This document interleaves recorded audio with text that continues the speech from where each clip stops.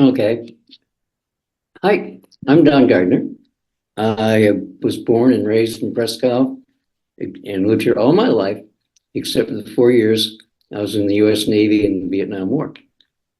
I graduated from UMPI and I spent 30 years in retail, 10 years at DFS, and I served for 12 years on the city council with one term as chair.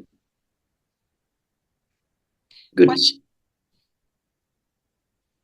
At this time, we will ask you 6 questions. Question 1? Yes. I will ask you 6 questions. You'll have a minute for each. Number 1, why are you running?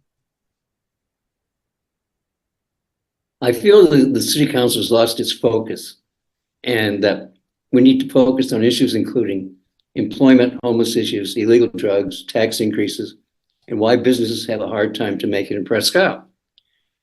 Address these issues. Also with these issues is the needs of seniors, veterans, and healthcare providers. I don't feel the council has properly addressed all of these issues. Question number 2, what do you think is the most important skill of being a good city councilor? Communication with the voters, definitely. A councilor should not only be visible, but also be approachable. In order to be a good councilor, you must get out and talk and meet the voters and the citizens, not stay in your ivory tower. That's the only way that we will know what's going on in the community and what the community's wants and needs are. Number 3, what's a recommended change that you would implement if elected to city council? Well, I got 3. 1, I would propose term limits. You could serve 2 4-year terms and then have to sit out 1. Second, 1 week in a month. We have the councilors at an independent location or a councilor at an independent location, open to citizens, come in, listen to whatever they have to say, how are they feeling, what their ideas are, and what's going on from there.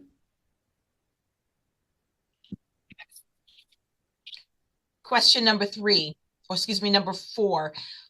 What's your stance on working across the aisle and with people of different political party affiliations and or political ideologies from you?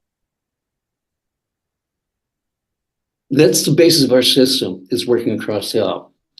By exchanging ideas and working with others, we're able to come up with a compromise and maybe more different options. One of the councilors in the past once said, there are always options. It's just up to us to figure them out and operate them and make them work. Number 5, given existing budget constraints, how would you stretch taxpayer dollars and still meet existing needs or resources for the community?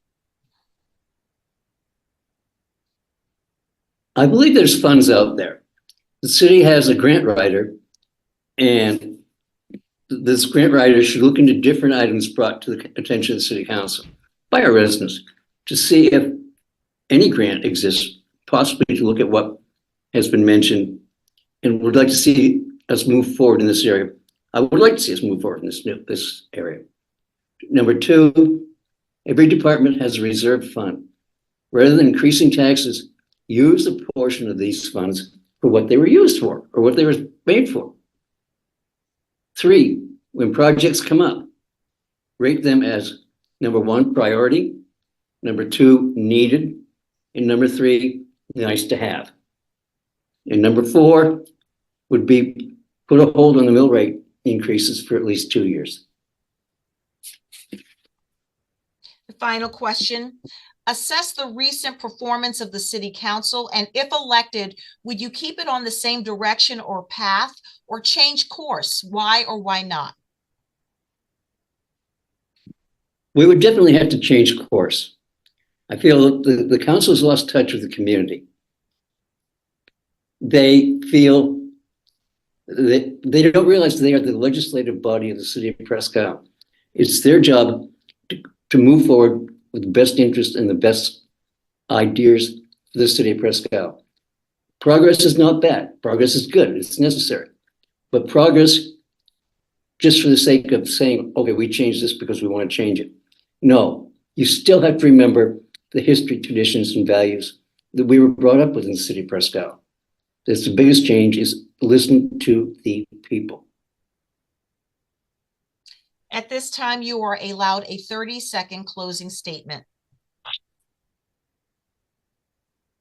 The city's at a crossroads right now. It's time for new visions on the council, fresh ideas with people working for the city and the people of Presque Isle. If elected, I'll be available to listen to all voters, and I will use these discussions for the betterment of all. I will not be afraid to rock the boat. And with my experience and common sense, I feel I can make a positive change.